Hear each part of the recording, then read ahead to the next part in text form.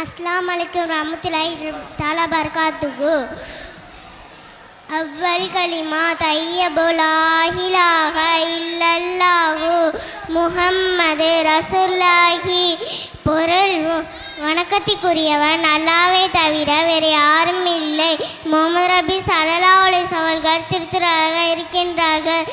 இரண்டாம் கலிமா ஷஹாதத் அஷ்ஹது அல்லா இலாஹா இல்லல்லாஹு வஹ்தஹு லா ஷரீக முஹம்மது